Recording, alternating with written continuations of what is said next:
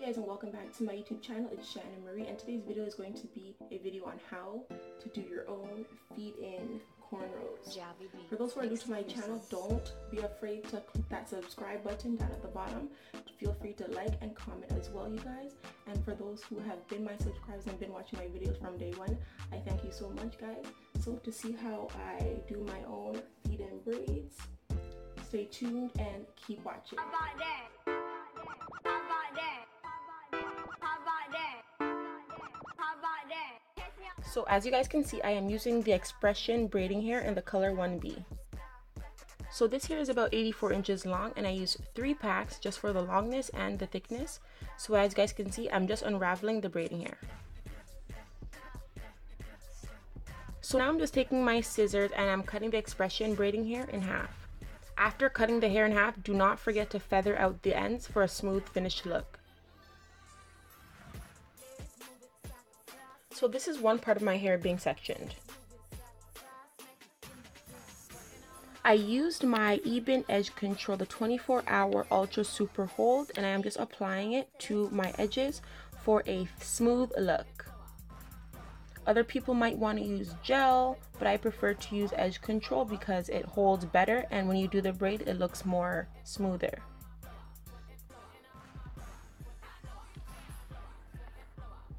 After I brush up the sides of my hair, I take my Ampro Styling Gel, and just like what I did for the edge control, I am adding it to the front of my hair just for a smooth look, and I do this just so that it can stay as I braid the hair.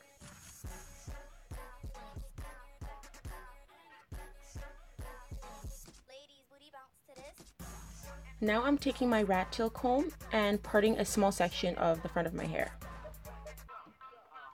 I like to use a small strand of hair to start off with the braid, and as you guys can see, I'm now taking the hair, separating it in half, and taking my index finger and my thumb, pinching one part. This is the method that I like to use as I braid the front of my hair because it gives the front an invisible look, and while you're doing the braid, that's when you're going to feed in bigger pieces to make your cornrow thicker.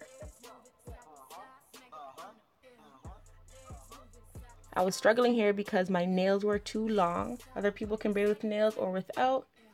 It can be a struggle at times, but you guys always have to practice to become perfect.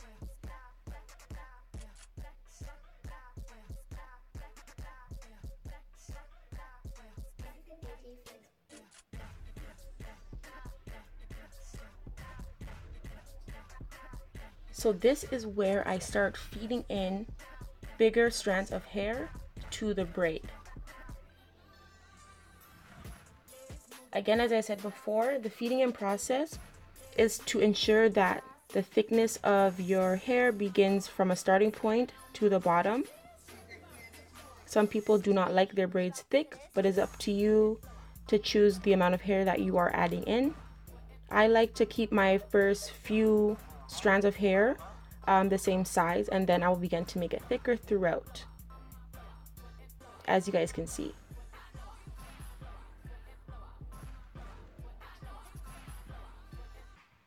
As you guys can see, the front of the braid is thin and it's getting thicker, and just remember to make sure that your part is straight. So this is what the back of the hair looks like as I continue to feed in the hair. Again, you guys, I love my cornrows super thick, so I just add in thicker pieces of hair. So for this last strand of hair, I feathered it out, and as you can see, I'm pulling it so one side is long, one side is short, and I do this just to add length.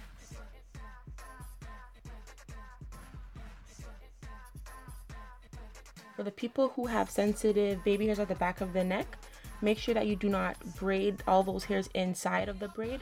You can either leave it out or you just don't braid tight at all. So as you guys can see, I'm just braiding out the hair throughout the end.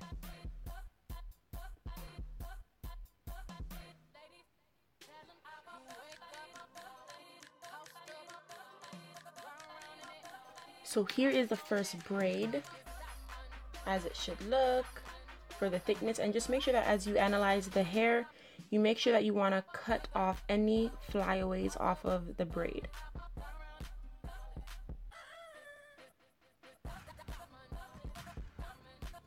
So you guys, I went ahead, I sped things up a bit. I added a few more braids. So this is what the thickness looks like and the length.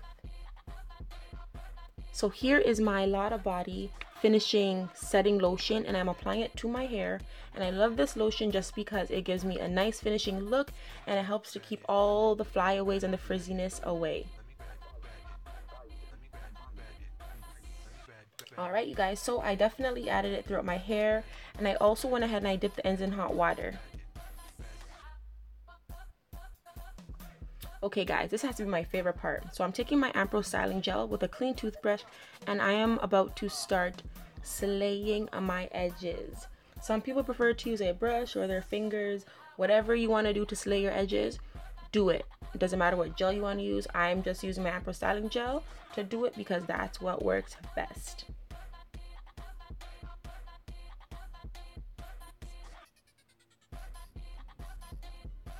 Okay, so I started off with the other side now, and you guys cannot forget about them sideburns. You guys got to make sure those babies are laid to the gods. So I like to make my sideburns in a J form. So I'm taking the end of it now, and I'm going to push it upwards like the letter J. Alright, so I'm moving on to the next side, and you guys, again, the foaming lotion, it dissolves on its own, so don't worry about that. So just like any other ordinary child who was raised good and taught to tie their head at night and to tie their head after they do their hair, you want to make sure that you use a satin head tie or a silk head tie. Cross the ends in the back just like this. Bring the two ends to the front and make sure that you guys tie it, but not too tight to give yourself a headache.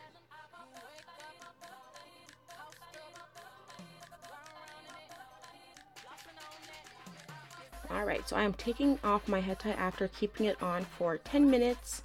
And as you guys can see, my edges are laid, the braids are done. Showing them off to you guys now. Remember guys, don't forget to dip the ends of your hair in hot water for a fleeky look. But thank you guys so much for watching my video, and do not forget to comment, like, and subscribe. I just wanna rollie with a dapper ranch. I already got some designer to hold up my pants. I just want some ice on my wrist so I look better when I dance. Have you